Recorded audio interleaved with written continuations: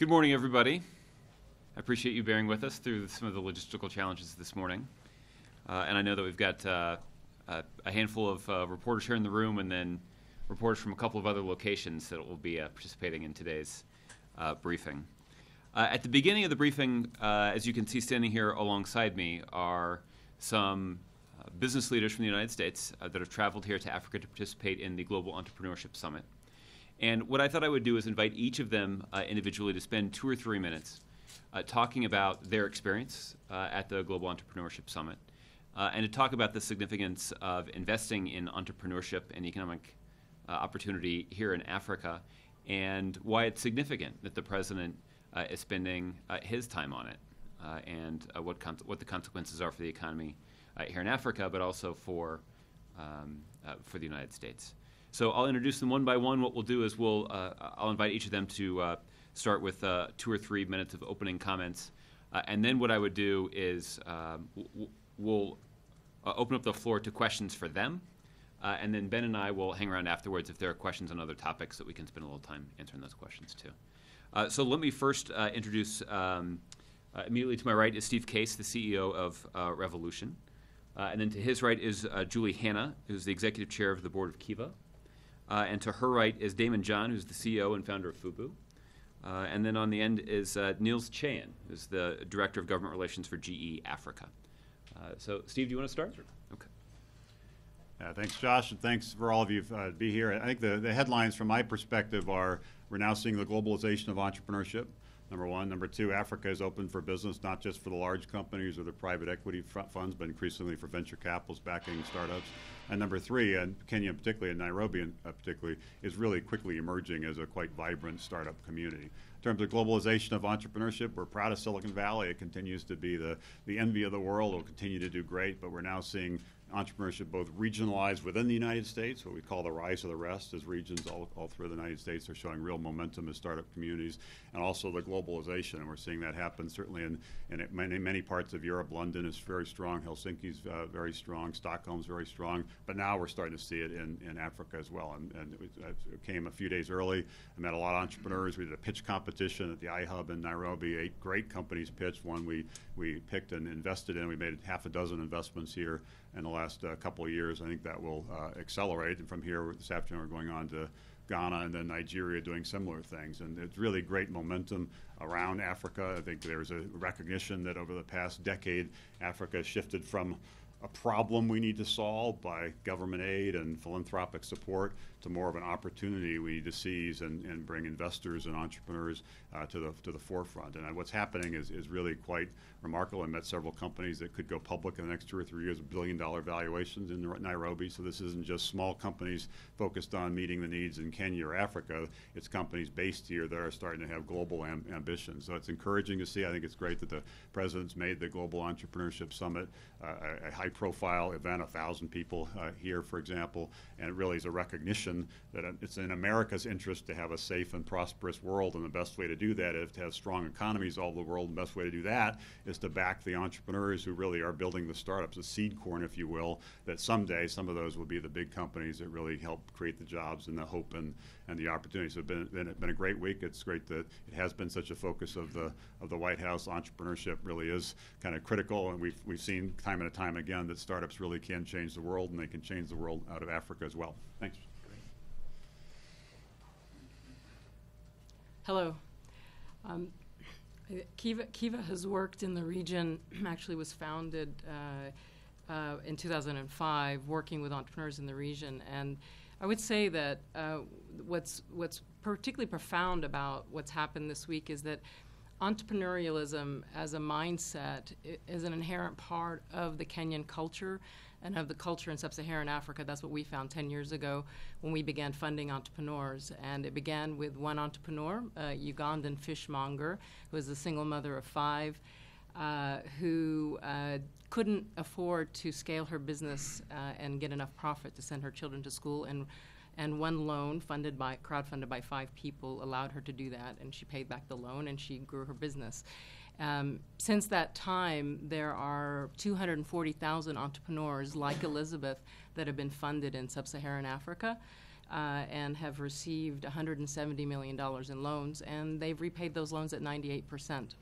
And it speaks to the fact that the entrepreneurial spirit is alive and well, and we've been working in a grassroots way to enable them over this period of time. And it speaks to, on a global basis, 1.6 million people like Elizabeth have received loans, and almost $700 million in that time. So what's important about this week is that this grassroots movement, the informal kind of recognition of entrepreneurialism as a backbone of this culture, is being elevated and more formally recognized. And I think we'll look back and see this as a real inflection point. Just seeing on the ground, the response to GES, to President Obama being here, it's one of the things that we find in Silicon Valley that's so vital to entrepreneurship is elevating and amplifying role models, and really helping people ignite that entrepreneurial spark that we all have within us, because ultimately entrepreneurship is about wanting to the relentless pursuit of a better way, and it is about wanting to create a future you want to live in. And the more young people and women and marginalized members of society who view that as an option, then there is a hope of driving an innovation economy, of achieving economic stability, and ultimately that plants the seeds for nation stability, and it can change the fate of a nation ultimately. That's my belief. So thank you.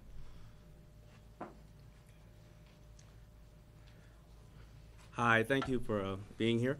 I really didn't know what to expect. I was very hopeful about when I would take the trip out here. I've had stores and distribution in South Africa for quite some time, and probably about 12 years ago we initially opened it up, our stores, and the sentiment amongst the youth and really men of color was that they couldn't even walk into some of the stores that I had opened up at that time. Everything has changed. I come out here and I didn't realize I happened to be on a show in the States called Shark Tank, and I didn't know it was aired out here. I can't walk down the streets. It's these amazing young men and women who walk up to me and say to me how they're an entrepreneur and they're going to change the world themselves. I happen to come from a middle to lower class neighborhood, and there was a lot of challenges in the neighborhood, and people would prey off of the fact that some of us, or many of us, didn't have any hope. I decided to start a clothing line. I didn't think anything of it besides I just wanted to dress people. I didn't even know that I was calling myself an entrepreneur. At that time, I was told an entrepreneur was somebody that sets your house on fire and then sells you a water hose. So I always thought that it was something that, you know, I couldn't do myself. I've employed thousands of people from that time in 1992 that I created the company. And everybody in my neighborhood now wants to be a business person, and it's changed the entire neighborhood, and hopefully it's changed the country. And that's when I started to realize that the word food before was biased, that was created for a culture and not a color, was something that was about empowerment. Now when I came over here and I see all these individuals that want to be self-sufficient, they want to change the world and feed themselves and do things of that nature, they think out of the box. As an American, I'm a little jaded. I'm busy trying to come up with the next app to sell women a hot pair of shoes. These individuals are coming up with apps and or things that are social causes. I'm realizing that, you know, 25% of the world lights their houses with, or has light with kerosene, little cans that may be dangerous to their health. And these individuals here are finding solar solutions to them. They are thinking outside of the box, and they are empowering themselves, and they're empowering their community. And more importantly, the whole world is at our fingertips with these little digital devices that we'll be no further than 6 feet away from for the next 97% of our lives. And with communicating that way, they can also communicate and empower themselves. Over the last 3 years, I've met over 100 entrepreneurs that started off in 1 year and doing over $1 million off of their cell phones. And we need to educate these individuals on how they can do that and empower themselves, women and children. I think a mom is the ultimate startup. I've always said that. A mother has give birth to a child, and there is no defined way or blueprint. Every single instance is different. And if we understand that, they truly are entrepreneurs. They take affordable next steps, they figure it out, and no matter what, they find a way to work it out. And I think that being here and dealing and working with so many amazing entrepreneurs and seeing all these things out here, I have about 4 investments that I'm currently thinking about, as well as I'm talking to the telecom and communication decision makers over here to not only provide opportunities for entrepreneurs, but provide other content to also educate them as well and entertain them like we do in Shark Tank. So maybe I'll be getting some advice from the creator of content. But I'm very happy to be here, and I think the president's journey here has opened up my eyes. I will be sharing this with every single investor that I know personally. And I am going to return here, and I'm very happy to be a page ambassador with Steve, Julie, and Brian and everybody else. Thank you for having me. Morning. So you're probably wondering, why is GE at the entrepreneurial conference? So the first thing is, as a company, we've been here for about 100 years, but we've really expanded tremendously over the last 5 or 6 years. So when we think about entrepreneurship, and you look at kind of the growth and you look at the development that's taken place in Africa, a lot of the entrepreneurial solutions that are found are aimed at addressing problems that arise partly because there are real problems and partly because there's a lack of infrastructure that's enabling faster solutions. So these are solutions that overcome the gap in infrastructure that there is. And it's already shown tremendous power, resilience, and innovation in overcoming those problems. So from our perspective, there's a huge market here for infrastructure, whether it's power generation, transportation, healthcare, aviation. So from our perspective, if you can unleash all of that potential by providing them with stronger, more affordable, available, and reliable infrastructure, it's going to really build on a tremendous growth record that the region has had over the past decade. So we focus on large infrastructure. We announced over the course of this week, we've announced some deals. Kipeto Wind Project, we're doing some big facilities in Nigeria, in Angola, and elsewhere. We have a large healthcare modernization project that we're doing here. But we actually bridge that to entrepreneurship. So if you think about healthcare and you think about the power of communications enabling people to read images remotely. So you can't get a doctor in every village. In fact, you might be lucky to have a nurse in every village.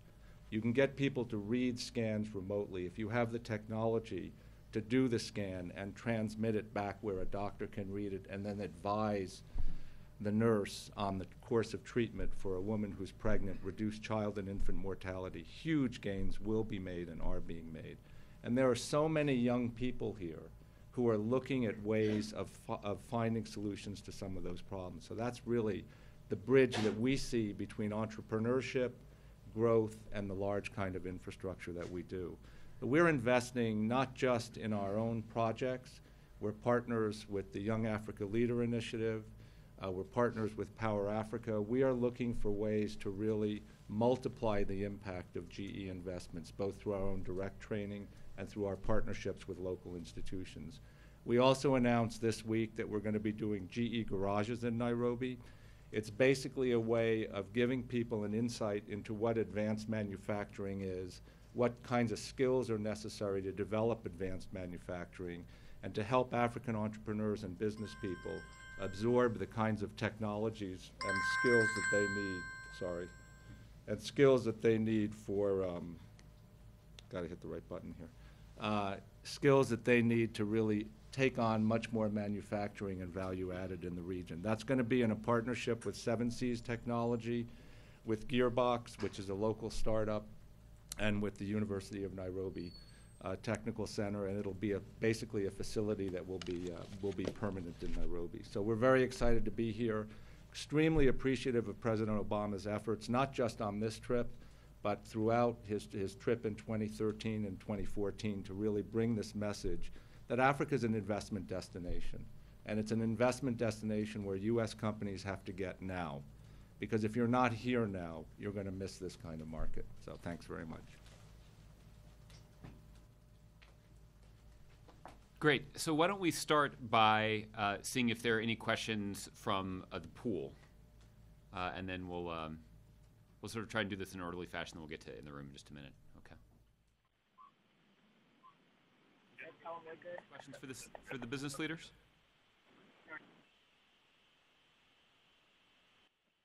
Hey, Josh, this is Julie with the pool. We defer our questions to everybody else at this point.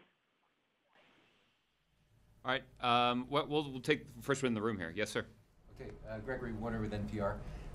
My question is the focus on tech entrepreneurship, which has been so highlighted on this trip. Tech businesses are not large employers. They don't need a lot of manpower like manufacturing, especially considering the education levels of the African workforce. So if the emphasis on entrepreneurship is presented as a way to grow jobs in Africa, to give people hope, give young people a hope for the future, is emphasis on tech entrepreneurship the best bang for the buck? Steve, you want to do this?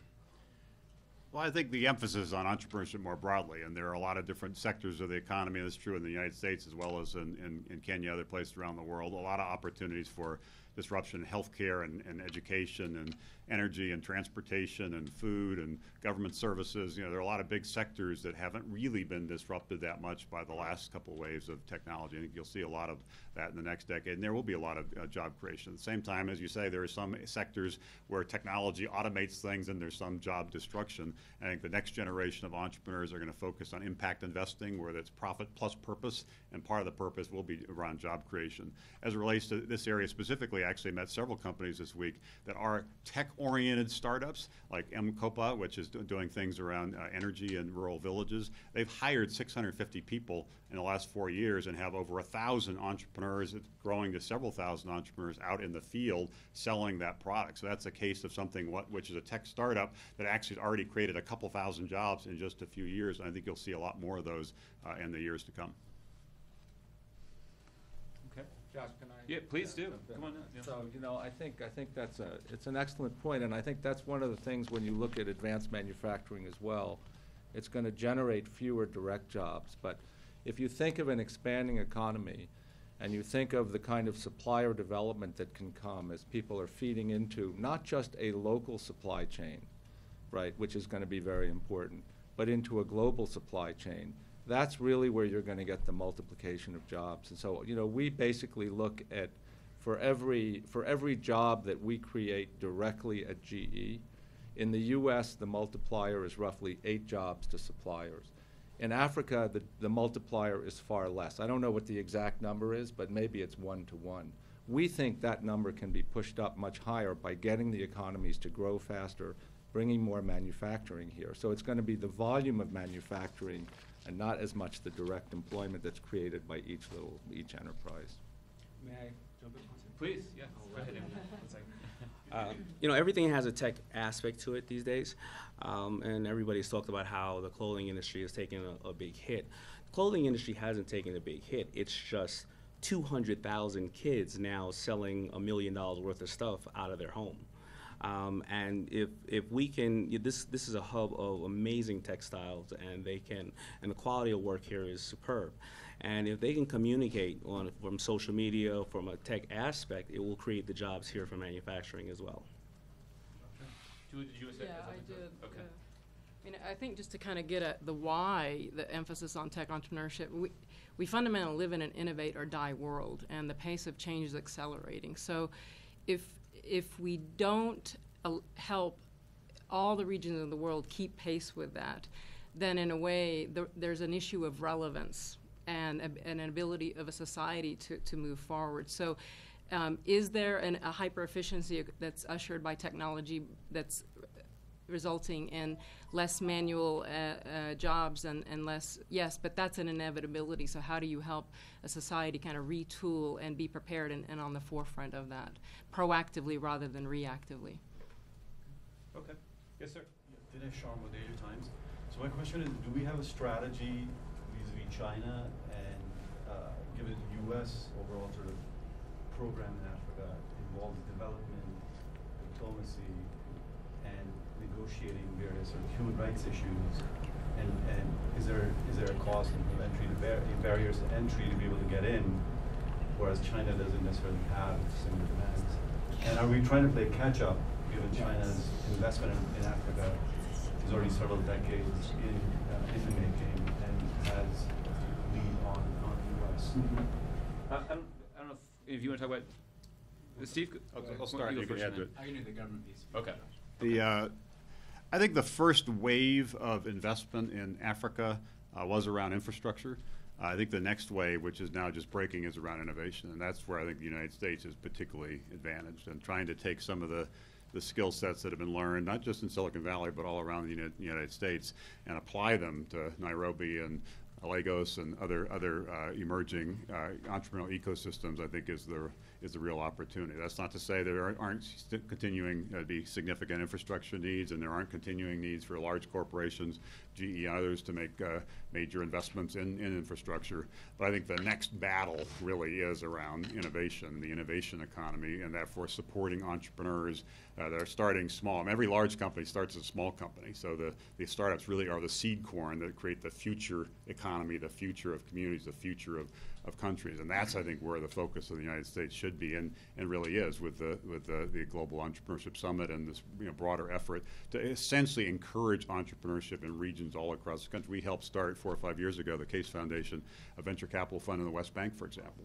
The idea was if we could help create startups in Ramallah that hired a lot of different people, suddenly there would be a new narrative, and there was a sense of hope and opportunity and possibility in a region that, for a lot of young people, there wasn't that sense of hope. So I think the economic growth will increasingly not just be infrastructure, but be innovation. The job growth will increasingly be an innovation, but it also gives people a sense of possibility. I think people are going to be surprised by some of the things that happen in the next few years in Africa, particularly in Kenya. Some iconic companies emerging onto the global stage that really will put Kenya and Africa on the map as an innovation region. Niels, did you want to add to this? So, China is obviously, I mean, you could look at China as a competitor. I would certainly say in Africa, it's, if you look at a lot of the infrastructure that's been created, you can give the Chinese a lot of credit for it. So I think, the way that we tend to look at it is, how do we differentiate ourselves? And what is the value proposition that an American company can bring that a Chinese company might not bring? And often that is around a lot of the lasting relationships that we create. So we're developing, for example, in Nigeria, South Africa, we're working hard at supplier development. These are, these comes back to the job multipliers that I talked about. We're doing a lot on kind of training and healthcare, for example, that's going to get directly at some of the development objectives that countries have. And these are kind of long and lasting partnerships that U.S. companies can have that are really going to enable us to participate in the growth. I mean, we can talk about China as a competitor, and there's no doubt about it, they are a competitor. But if you're not here, you're not competing. So one of our messages back, and again, why we appreciate the Entrepreneurship Summit and President Obama's focus on Africa over these past years, is a message to get more American companies here. Because once you are here, you start to see huge opportunities that can be developed. And then you're competing with China in a different way, because you're here and you're present. The other thing that I can't help but mention is the importance of the Exim Bank reauthorization, because that is, if we don't have the Exim Bank, that is really going to make it much tougher for us to match some of the financing that's available from other countries. So we're very hopeful that that's going to get through. Thanks. Ben, do you want to say a word on this, Tim? Yeah, so just quickly, because I don't want to take up too much time, but as the president looks at this, we welcome China's role in Africa. They've played a constructive role in developing infrastructure, for instance. You asked, though, about what we bring to the table. First of all, we have decades of development relationships here. And if you look at where we are, we've been very focused on the public health sector. We've been very focused on food security. We've been very focused on, increasingly on power under this president. But it's shifting from a paradigm where we're essentially providing assistance to a paradigm where we're building capacity here in Africa. So PEPFAR is shifting to building public health systems in African countries. Our food security initiative is about helping farmers bring more products to market. Power Africa, of course, is about unlocking the growth that can come with greater access to electricity. And even in other initiatives like entrepreneurship, it's about empowerment of Africans to create their own growth, their own job creation, which is going to be good for us too, because frankly that's going to end up being a market for U.S. businesses and a source for U.S. investment. Even the Young African Leaders Initiative focuses very much on human capital and developing the next cadre of African leaders. So what we uniquely bring to the table, I think, is a relationship with Africa where we're not just in it for a set of natural resources. We're here to build African capacity. And that type of partnership over the long run, I think, does distinguish the United States. It's something that we bring uniquely to bear. And entrepreneurship in particular, I think, is an American value that is broadly respected around the world. And I think if we can tap into all the energy that's taking place here, that's going to be very good for Kenya. It's going to be good for other countries as well, because, again, the more growth that takes place here, I think the more opportunity there's going to be for greater interconnection with the global economy. That includes the United States. It will include China. It will include others. Other questions in the room? Okay. Yeah, I'll give you the last one in the room, and then we'll go to the press filing side. David Smith of The Guardian newspaper in the UK. I mean, do you think within the United States the perception of Africa is changing, or is it sort of an uphill struggle to get away from the old stereotypes about poverty and war and famine and so on, and to sort of reinforce the message that there are 54 different countries here, and Africa should not just be sort of treated as one unit? I'll take that. Yeah. So my first trip to Africa was in 1980, and so I watch a lot of news, et cetera. Yeah, the perception has changed tremendously. Everybody points to the Economist cover, I think in the early 1990s, the hopeless continent, early 2000s, Africa rising. Neither story is 100% right. It's like any other part of the world. There are lots of different stories. But what's really impressed me over the last, say, 5 or 6 years, look who's sitting in the airplane.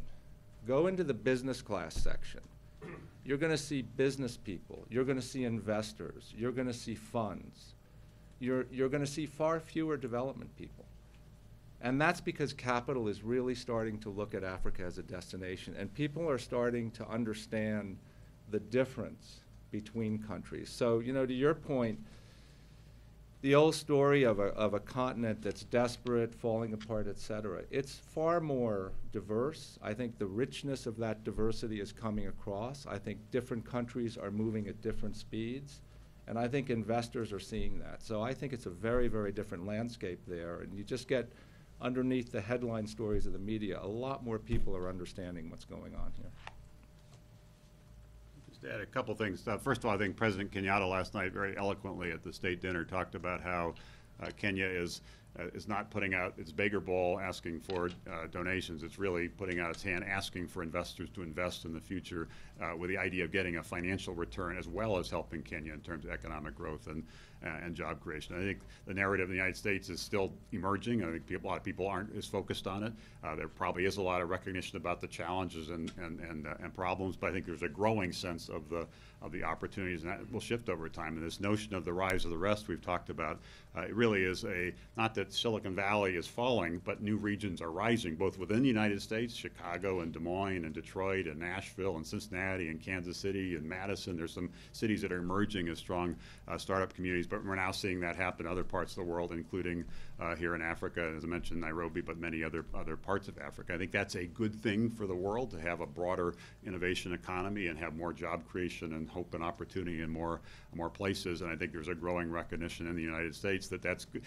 Strong entrepreneurship within the country that's creating jobs within the country is good, but also strong economic growth probably is the better and more sustainable long-term solution to deal with some of the challenges in some of these countries than just kind of better to send in the entrepreneurs as opposed to sending in the military. Sure, Julie. I think we're more receptive to that possibility than ever before, for a simple reason that technology is proving over and over again to be a great leveler. So the parts of the world where you get leapfrog effects, if you look at what's happened with M-Pesa here, if you go to the Kibera slum in Nairobi, it's far more advanced in terms of mobile payments and mobile banking than the most privileged parts of the United States. So when we see those kinds of things happening, it causes a mindset shift, and it opens our psyches to the possibility that this can be as vital a place as a Silicon Valley in many ways. All right, why don't we go now to the Press Filing Center to see if there are questions there. Mike Dorning, Bloomberg News. A short question for Mr. Case. You mentioned at the top of the briefing that there's a quite vibrant startup community in Nairobi, and that you expect several to go public in the next several years for billion-dollar valuations. How many startups in Kenya has Revolution LLC invested in, and how much money has Revolution LLC put into Kenya? And can you give us a sense of what you've actually invested in, which kinds of companies? There's really kind of three parts to this. Revolution is an investment company, both a venture fund and a growth fund. The Case Foundation also makes investments, not just philanthropic investments, but sometimes financial investments. And Gene and I also make a series of personal investments. So in the last year, I think we made half a dozen investments in this area, both in terms of helping launch some funds.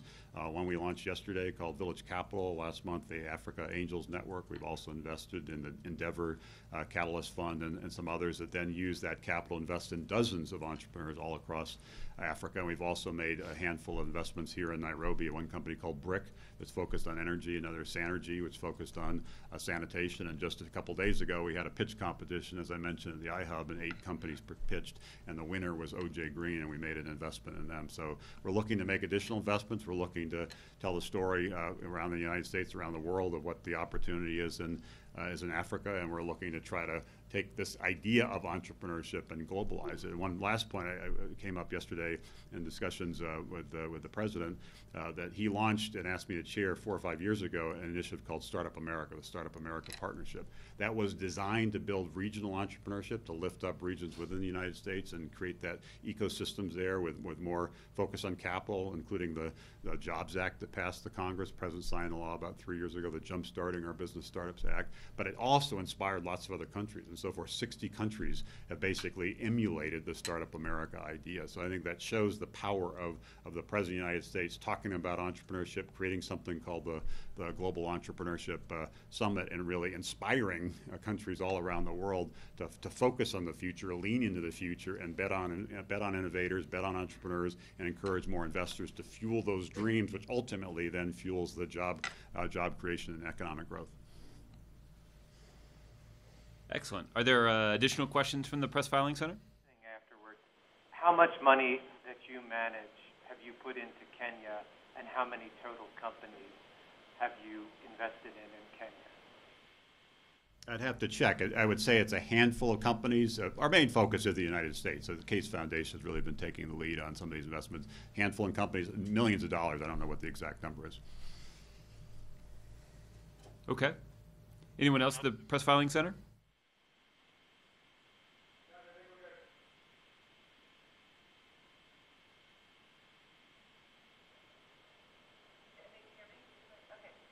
Well, thank you all for spending your morning with us. Thank you. I certainly appreciate it. Thank you. Thanks. We'll spend Ben and I will stick around and spend a little bit of additional time taking other questions that you may have on the trip, or other questions that may be on your mind this morning. So why don't we start with the presidential pool? I know that you guys have to drop off shortly. So are there questions from the pool that we can handle first? Hey guys, it's the pool here. We just had a non-Africa question on the situation in Turkey and what they're doing in northern Iraq right now. Do you guys have any response, and is it concerning to you at all, given that the Kurds have been pretty effective in helping you guys go after Islamic State? Yeah, I'm going to turn over to Ben to take that one. Thanks, Julie. Well, we've obviously been in touch with the Turks for a significant amount of time in discussing the shared threat that we face from ISIL. We also, again, have sent our condolences to the Turkish people for a number of terrorist attacks that have taken place there recently.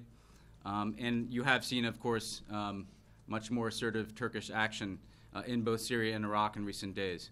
I guess what I'd say, Julie, is that we welcome Turkey's increased focus and accelerated efforts against ISIL.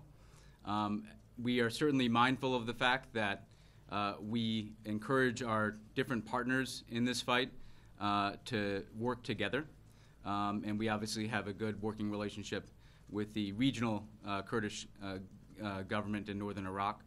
And so those lines of communication are open.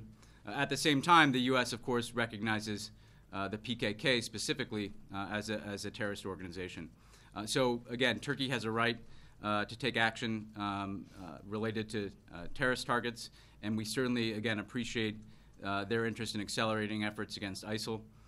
We will be in continued contact with them in the days to come.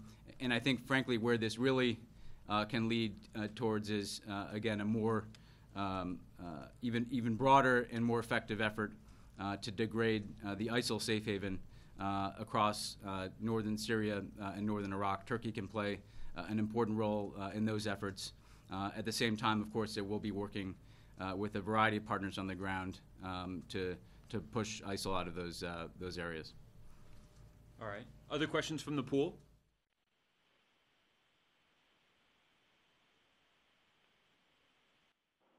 Hey guys, it's Margaret. Can you also just quickly walk us through what to expect from the president this morning? We have Hila, so I'm going to put you back on mute. Sure. So I'll just give a broad overview of what to expect in the president's speech today. This is obviously a very meaningful trip for him to come back to Kenya and to come as the first president of the United States to visit Kenya. I think what you'll hear from him today is a very thematic address to the Kenyan people.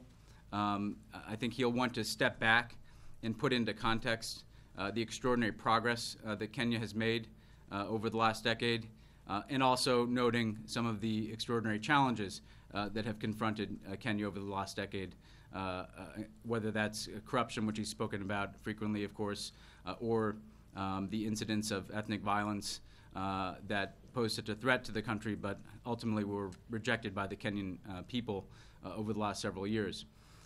So I think you'll hear him speak personally about how he views Kenya's progress, how that connects to his own story. I think he'll speak about a number of different issues that are important to Kenya.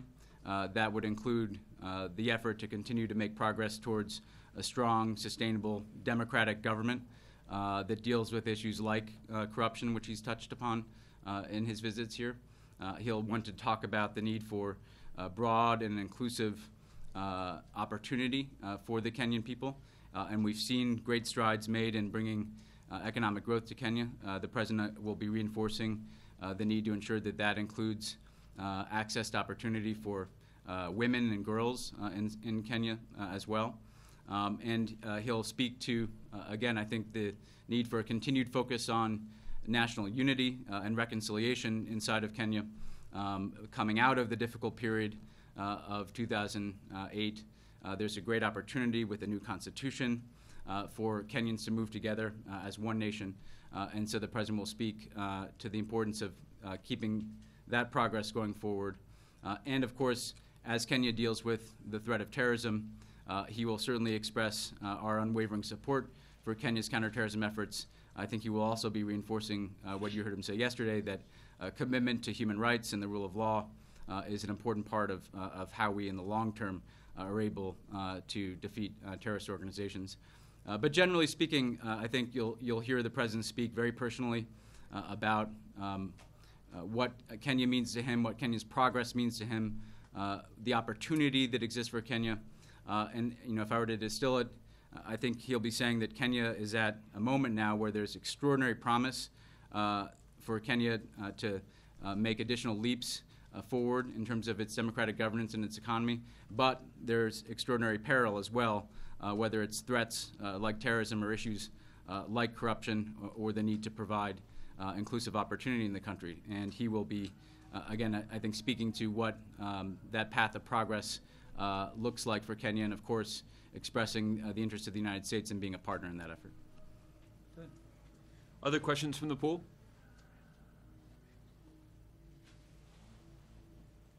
You guys tie together this stop in Kenya with the stop in Ethiopia and look ahead a little bit and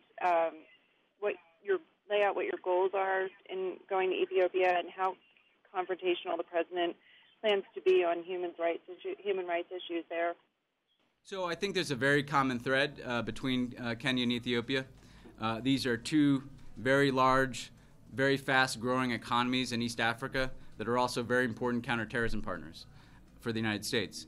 So a lot of the same issues that we focused on here, whether that's promoting additional economic growth and trade and investment with the United States, or whether that's deepening our security cooperation in the effort against al-Shabaab, those will be on the agenda in Ethiopia. We see this region taking off. East Africa is on the move. It is going to become an increasing destination for U.S. investment, an increasing market for U.S. goods, but there are very real security challenges that have to be dealt with, and the President will speak to those. He also will be, I think, speaking to the signature development initiatives that we've been pursuing in cooperation with both Kenya and Ethiopia and other countries. You've heard him talk about food and power and health and young people and entrepreneurship. But also, two other points I think that are important to note for Ethiopia. He will be convening a meeting that is focused on the situation in South Sudan with a number of regional leaders, including President Kenyatta and President Museveni of Uganda, as well as the Prime Minister of Ethiopia, to discuss what we can do together to try to bring an end to the horrific civil conflict in South Sudan. So that regional issue will, I think, be a focus in Ethiopia. And then he'll be speaking at the African Union. And what's important here is that gives you a platform to speak to the entire continent. This is the premier organization for African cooperation. You'll recall that last year we did the first ever heads of state, heads of government summit in Washington with all of the leaders from Africa. That was an African Union summit, again, with all of the members of the African Union, except for a number who we have significant differences with, of course, invited to Washington for a summit with the President. This following on that, coming to the AU, I think signals that we are elevating our engagement with the African Union, both the institution itself and the continent as a whole. So in his African Union address, I think he will speak broadly to his Africa policy, what he's trying to accomplish, the legacy he'd like to leave behind, and what the United States and Africa need to be focused on working together. On human rights, this will certainly be a focal point of discussions along with the other issues I addressed. The Ethiopian government has made extraordinary progress in bringing greater development and opportunity to its citizens, but there are very significant restrictions that are not consistent with the universal values that we stand up for. For instance, the need for a free press, and we've seen, again, too much intimidation and even imprisonment of journalists, and the need for a viable space for civil society and the political opposition in the country. So the President will be certainly raising issues related to human rights in Ethiopia, just as he did here in Kenya. But I think the main message that people, I think, need to take away from the conversation we just had with the entrepreneurs, too, is that East Africa is a region that is going to be of growing importance to the United States going forward, both because of the opportunities it presents and because of some ongoing challenges we have to address. Okay. All right, why don't we take one more from the pool, if there's one more question from the pool? Hey, Josh, we're good. Thanks. Thank you, guys. All right, why don't we do a few in the room? Yes, sir, in the back. Hi, Nicholas Schomburg, Radio France International. The President talked about Burundi yesterday. He said the elections were not credible, and he encouraged the government and the opposition to go to the negotiating table. The thing is, President Pierre Nkurunziza says that he got elected, and that the poll was credible.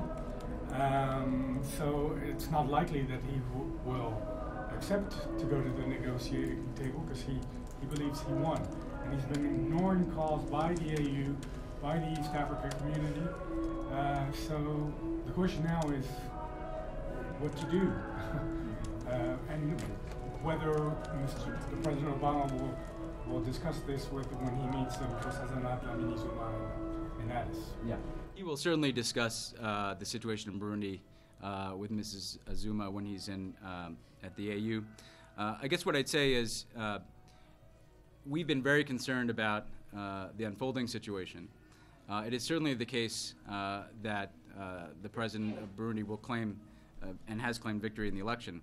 But the fact of the matter is so many components of the process were illegitimate that we cannot accept the legitimacy of the legitimacy of the result. You have a president who extended his own term over the objections of Burundi's own laws and many of the people of Burundi. You had an opposition that did not compete in the election, and you have a result, therefore, that is not broadly accepted inside the country. And if the result is not broadly accepted inside of Burundi, it risks an unstable situation going forward. So, as the President said, we are going to continue to encourage the President to sit down with the opposition and have a dialogue about how to move forward and how to have a more legitimate political process that can produce a result that has the confidence not just of the international community, but of the people of Burundi. I think even with the challenges that you cite, the important point here in the coming days is to ensure that there's a unified voice in the international community. That includes here in the region with the different neighbors. That includes the African Union. That includes our international partners. Too much in the past, I think sometimes there has been an acceptance of non-democratic results or efforts to extend terms in office. I think if we are very clear and firm that this result is not going to lead to the most stable and democratic outcome for Burundi, and that there does need to be a process of dialogue, that is our best option to try to get the parties to the table in a way that can yield the best result for the people of Burundi. Isaac. Can we go back to the African Union stuff for a second? Do you feel that the president has sway with African leaders to point them in the direction that you want them to go? And do you think that is helped by his own roots in Africa?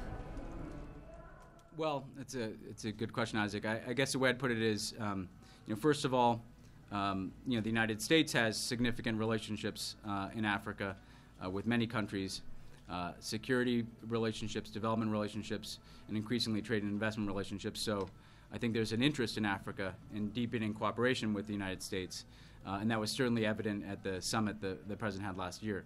I think, speaking of the President personally, I think there's a recognition broadly that he has a unique understanding of the African continent for a President of the United States, given his roots here and given the focus that he's put on this over many years. He's also, frankly, extraordinarily popular across the African continent. He is someone who is broadly respected by not just leaders but the peoples of these countries, especially young populations who make up an increasing percentage of these countries. So for that reason, I think people pay close attention to what he has to say. That doesn't mean that they're going to agree with everything he says, but I think he can lay out, I think, a direction that he thinks the U.S.-African partnership can go in, and I think he can also speak uniquely to the types of steps that can be taken to bring greater prosperity, opportunity, and democratic governance to African countries. Is that something that you guys feel a special responsibility toward the situations in Africa that obviously have concern given the administration's history in South Sudan? Yes, that's absolutely the case. And look, the United States of America broadly, I think, has a special responsibility. The Bush administration did very good work in terms of developing a comprehensive agreement between North and South Sudan that led to the scheduling of a referendum. We did extraordinary amounts of work in the early years of the administration to make sure that that referendum could go off peacefully and that you could have South Sudanese choosing an independent course. And the fact that this has now spiraled into a civil conflict, I think, does call upon the United States to play a unique role. We have a huge assistance relationship with South Sudan, and we have a history with South Sudan. And what I think we're going to be focused on is how can we not impose a solution from the United States, but work with some of the other countries in the region who share our concerns, Uganda, Ethiopia, Kenya, to try to find a way out of this impasse that is not going to be anything but more humanitarian suffering for the people of South Sudan. Lands on his shoulders, and given the role that his administration had. Yeah, I think. Look, I think we feel deeply invested in the success of South Sudan, and I think again, it's not just about the president. It's about the commitment made by the United States. You have bipartisan support in Congress for over many years for people of South Sudan. I think the tragedy that we've seen is that there was this very long struggle for independence that ultimately drew our support. But once independence was claimed, the ability to transition from being a movement that sought independence to governing the country of South Sudan, that transition did not work, for the simple reason that you have a country with enormous needs. I mean, if you look at South Sudan at the moment of independence, if you look at their infrastructure, if you look at their capacity to promote stable growth, they were very far behind the curve. And what's transpired is, again, leaders competing over limited resources, competing over power in ways that don't serve their people. And I think we do want to make sure we're stepping up to the plate and doing everything we can. Look, you can't fix everything in a country that has been so torn by conflict for so many decades. But I think we have an obligation to try to bring the parties to a better place and to give the people of South Sudan an opportunity for peace. Jim. Ben, did the president essentially have to overlook his concerns with what's going on here in Kenya and what is going on in Ethiopia to make this trip? And doesn't it send sort of a mixed message where he's criticizing Kenya on issues like gay rights and on corruption, yet he's raising the glass and toasting these very leaders later on that evening? Isn't there kind of a mixed message there? No, look, we go to China and nobody asks us, whether or not we should be going to China, even though we have very significant differences with that government, and we raise those differences.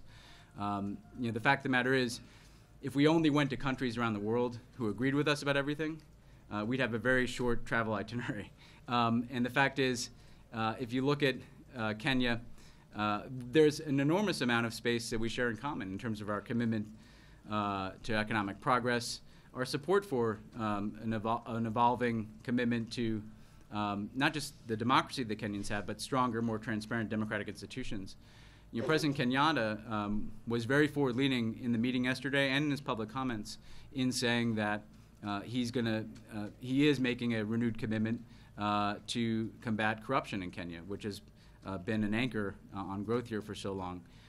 So I think we made progress on a number of issues we care about in terms of our security cooperation against al-Shabaab, where the president also was met with agreement from President Kenyatta that a robust counterterrorism effort also has to include a commitment to the rule of law and human rights, and that's something we're going to be working with the Kenyans on. And our security governance initiative looks across the whole approach to fighting terrorism. It's not just about providing military assistance, it's about developing approaches that will last and succeed in the long run. We had good progress, again, on discussions around corruption, very good progress on the trade and investment space where we see Kenya taking off, but that doesn't mean we're going to agree on everything. And if you look at the record of Kenya on LGBT rights, unfortunately, it mirrors the record in many countries in this part of the world. And where we see those differences, we're going to be very direct and candid about them. I think President Kenyatta fully expected that because that's what the president's done everywhere he's gone in Africa where there have been these issues. So we don't see any reason to not engage. In fact, being here and engaging on these issues ultimately, we believe, is going to advance not just our interests but our values. And again, I think you saw that on some of the issues discussed yesterday with President Kenyatta, even if on LGBT rights, clearly they remain in a different place. And Josh, if I can just ask you really quickly, just before this mass shooting in Louisiana, the president made those comments to the BBC saying that this was perhaps the greatest frustration of his presidency, stopping these mass shootings from occurring. Is it possible that this latest one has changed his calculus on trying to pursue some sort of gun control legislation up on Capitol Hill? I mean, I guess that's sort of the lingering question. And have you had a chance to speak to him about the fact that he made these comments to the BBC and then a couple hours later, or maybe sooner than that, another mass shooting occurred?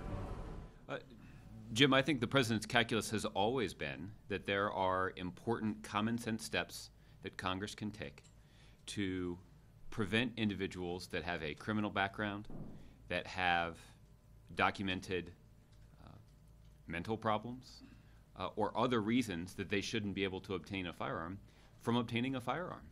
And Congress can take those steps and implement those policies in a way that it doesn't undermine the basic constitutional rights of law-abiding Americans. The President's calculus about the need for that legislation has not changed. What we will need to see is we'll need to see Congress change their calculus in terms of their willingness to take those steps. And the President has articulated his view that that calculus will change once the American public makes clear that this issue is a priority and that it is a priority on which a substantial number of Americans will base their vote for Congress. And I think that's what will be required before we see Congress begin to take those steps. And I think in the mind of the President, the reason that he has expressed so much frustration about this is that there are tangible and tragic consequences for Congress's continued failure to take these steps. And I don't just have in mind the high-profile mass shooting incidents that occur all too often. The President also has in mind the much more frequent and therefore much less newsworthy shooting events that take place in many large cities all across the country every single day. And there's no piece of legislation that Congress could pass that would eliminate every act of gun violence, but there certainly are some common sense things that we could do that surely would have the impact of reducing the number of those incidents. And those are steps that could be taken without undermining the basic constitutional rights of law-abiding Americans. And it is the source of the President's frustration, as he himself has expressed, that Congress hasn't taken those steps despite the clear need to do so. Okay. Yes, ma'am. On corruption, I think the President has mentioned the issue of corruption at all of his appearances, but what concretely can he do? I mean, I'm sure also the Kenyan authorities have said that they will rein in corruption, but what actually can the United States do? And also I want to ask you about the choice of this venue. A little over a year ago, this place was synonymous with a roundup of Somalis from Eastleigh, which they had to bribe their way out to get out of this place. Is the President aware of that, and what are we to read into in the choice of this as the venue? He's certainly aware of it, and the fact is, in his discussions yesterday with President Kenyatta, in his public comments yesterday, and in his speech today, he will make very clear that efforts to combat terrorism cannot lead to the stigmatizing of whole populations, that ultimately Kenya's Muslim minority, like America's Muslim minority, is fundamentally a part of our countries and frankly our best allies in the effort against extremism.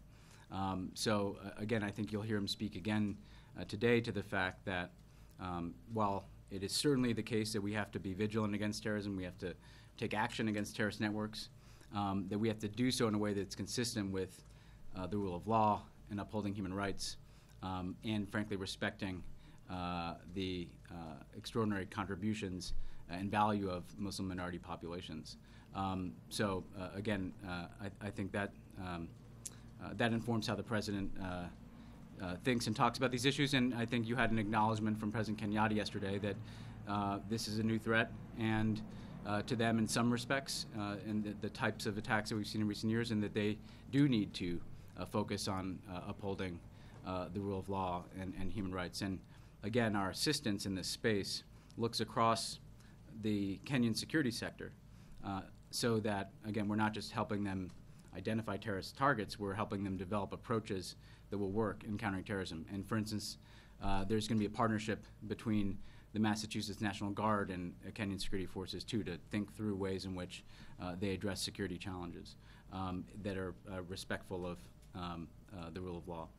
On corruption, in terms, let me just begin with, I think, what the Kenyan government needs to do in the eyes of President Obama.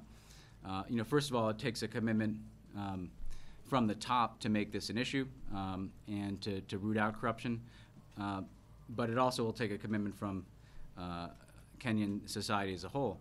I think the types of steps that would be effective would include the types of laws and initiatives that have been launched by President Kenyatta, but also the need for high-profile prosecutions of individuals who are found guilty of corruption charges to send a message that nobody is immune to the law.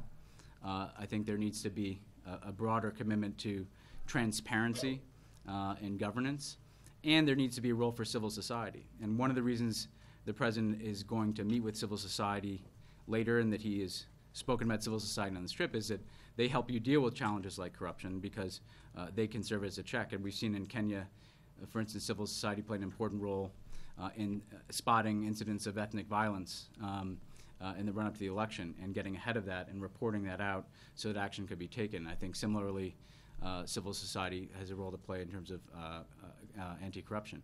In terms of the U.S.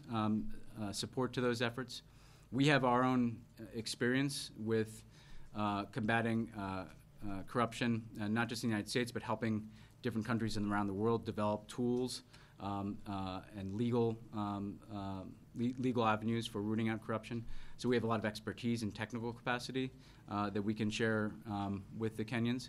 We have a tremendous investment in Kenya through many different programs, and I think making transparency a part of how we do business with Kenya, that in and of itself is a part of setting that tone. And so we can certainly help, but ultimately the will has to come from the Kenyan government. So we can provide all sorts of technical assistance, advice, experience. From our own experience, we've done that, again, in different parts of Africa in terms of helping to develop judicial sectors that take this on, and policing that can get at corruption. But ultimately, the decision has to be made collectively by the Kenyan people and their government.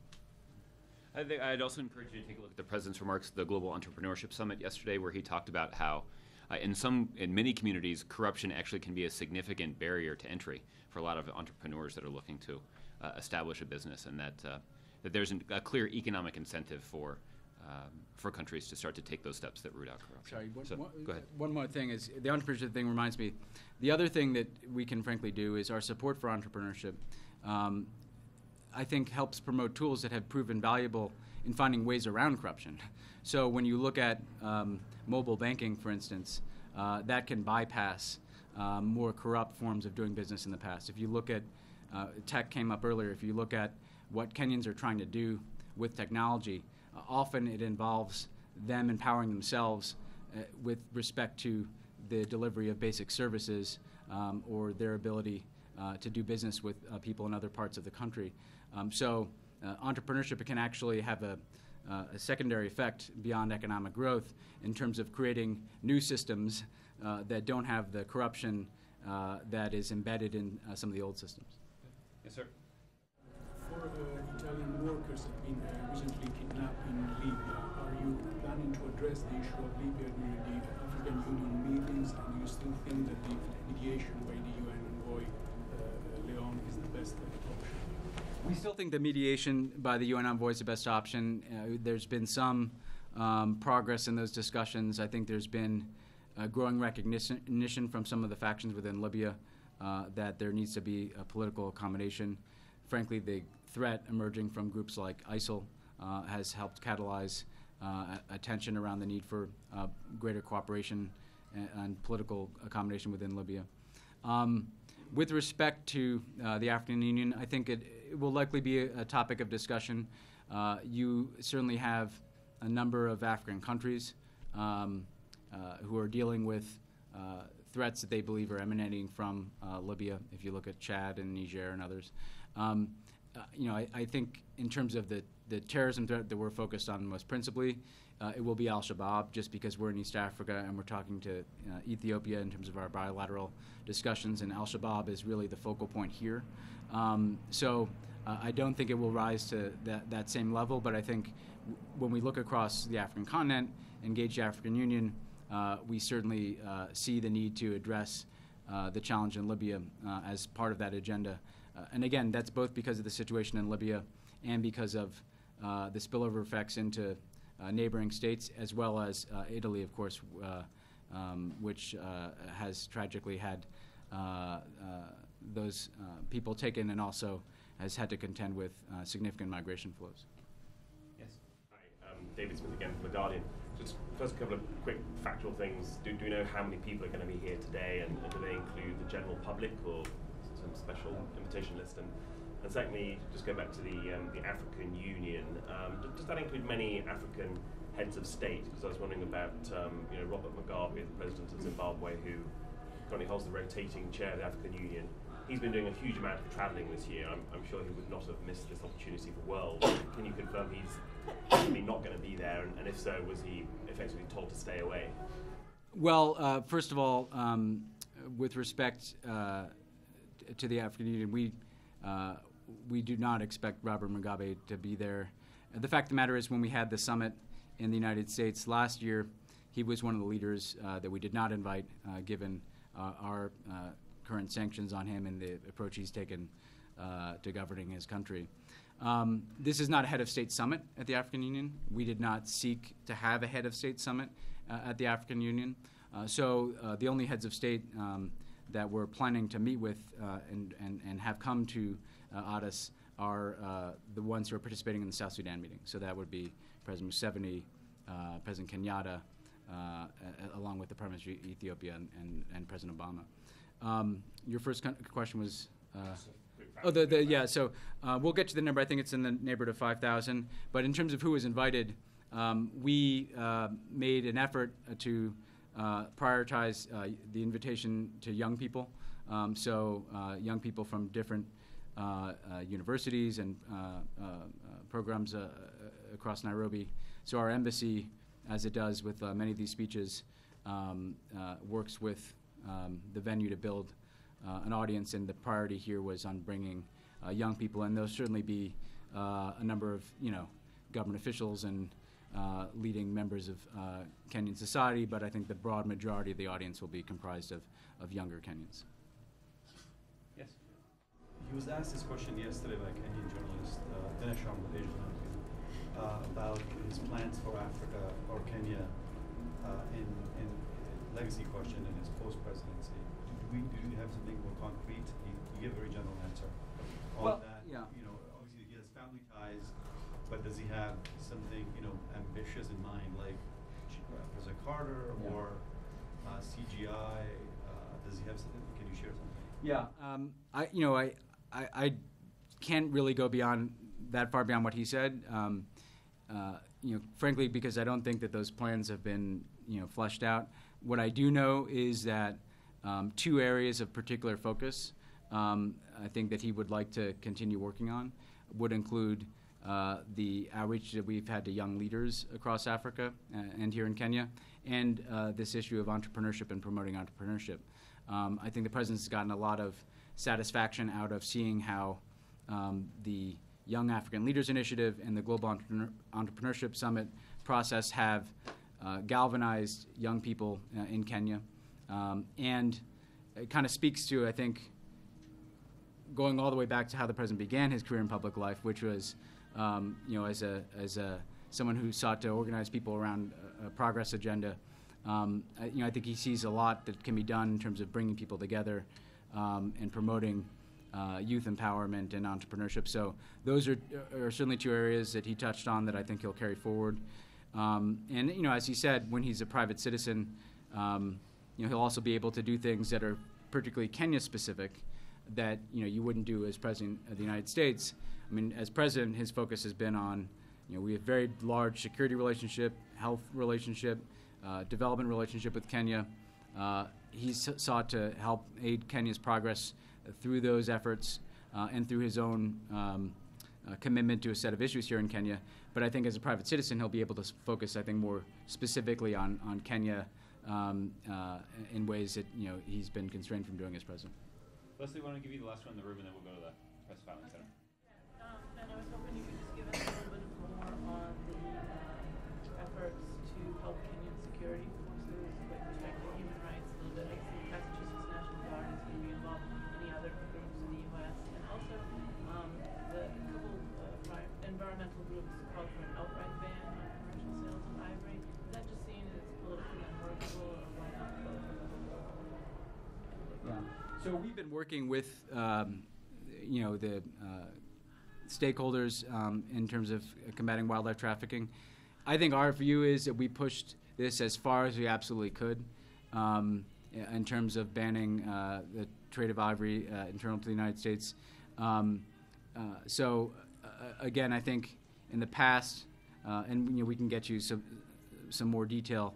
In the past, I think it gets difficult when you get all the way down to the fact that there are existing products that have ivory as a part of them, and being able to police a universal ban on anything involving ivory is extraordinarily difficult. But I think our sense and our objective here was to do as much as we possibly could with this new rule.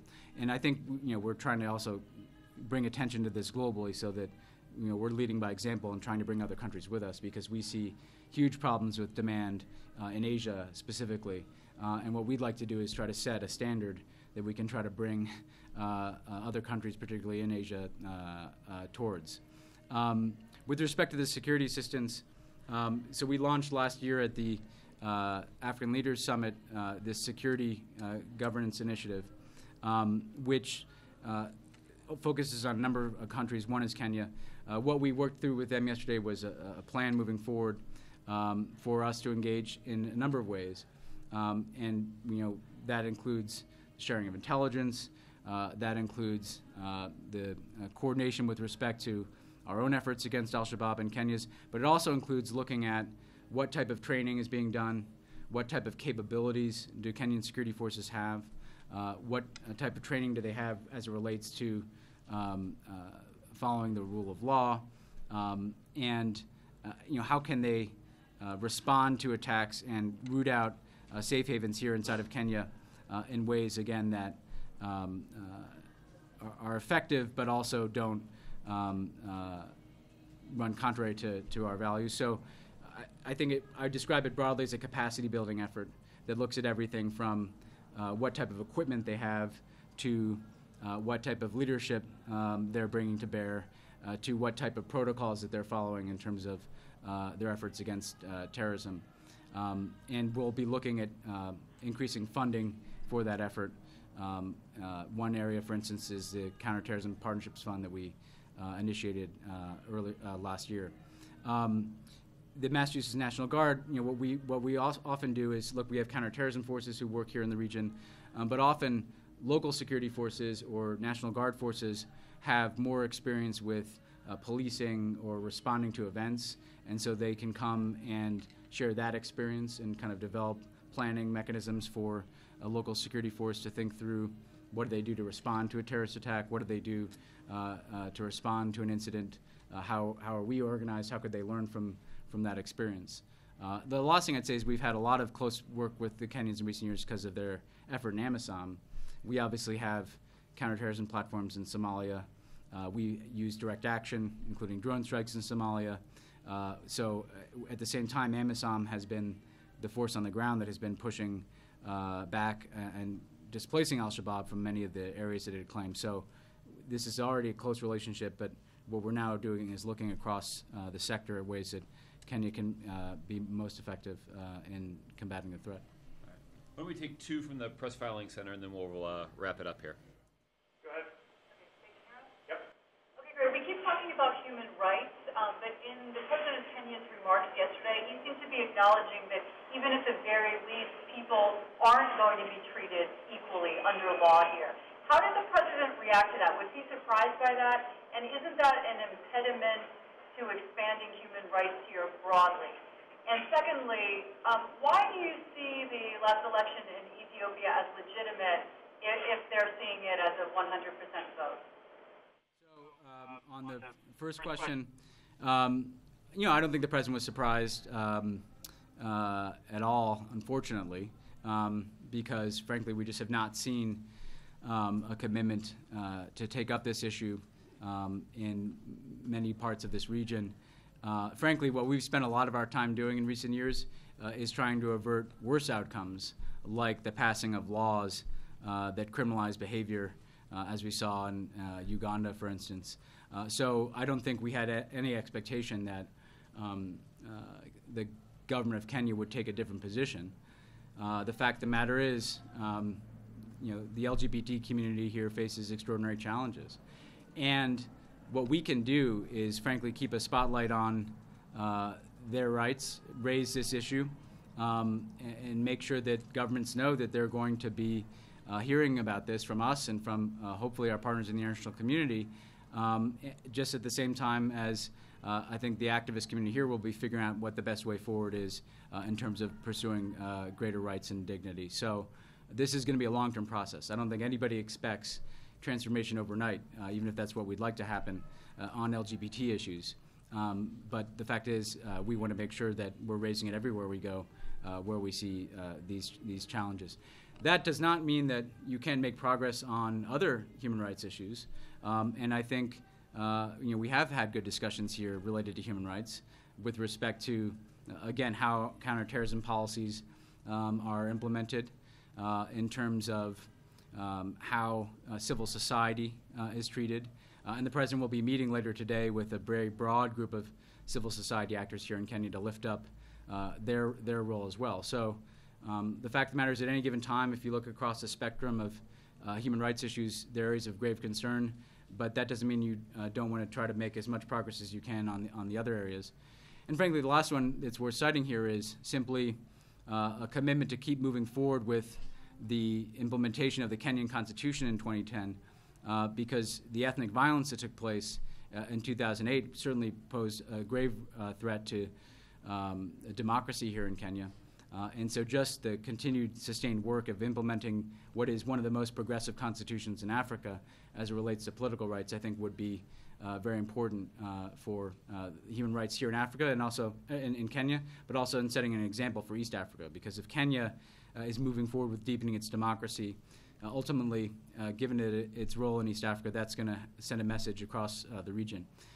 With respect to Ethiopia, clearly an election that has 100% is not one that enjoys the broad support and legitimacy that a free and transparent election would have.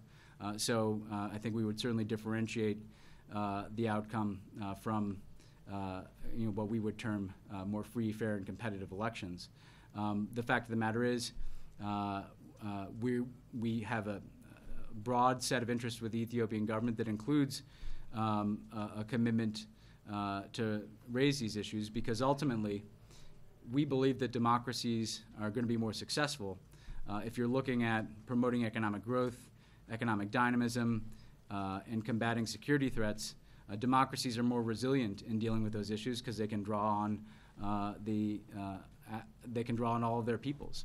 And so we'll certainly be exploring ways in which we can support greater political space for Ethiopians and support a dialogue between opposition and the government in Ethiopia. Okay, we'll do one last question from the Press Filing Center. Thanks, it's Andrew with AFP. A quick question on things going on elsewhere in the world.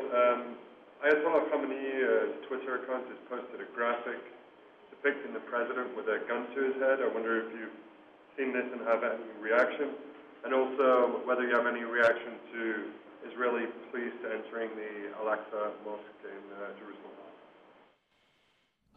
So on your second question, I have not seen the report. I'd have to obviously look at that, it being an extraordinarily sensitive issue, so we'll take that back. On your first question, look, the Supreme Leader says many things that we find completely objectionable. So we're not going to, well, let me put it this way. This is of a pattern of things that give us very serious concern about the Iranian government, whether it's their support for terrorism, their threats to Israel and the United States, or outrageous statements or images that may emanate from the Iranian government.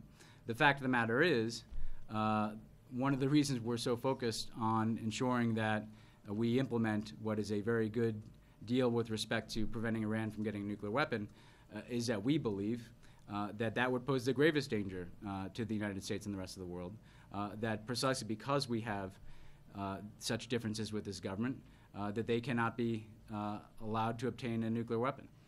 And we have, again, a diplomatic pathway to achieving that objective. And we've been very clear that's not going to erase our differences with the Iranian government. What it is going to do is resolve what is the greatest potential threat and the greatest challenge to the international community, which is Iran's nuclear program. All right.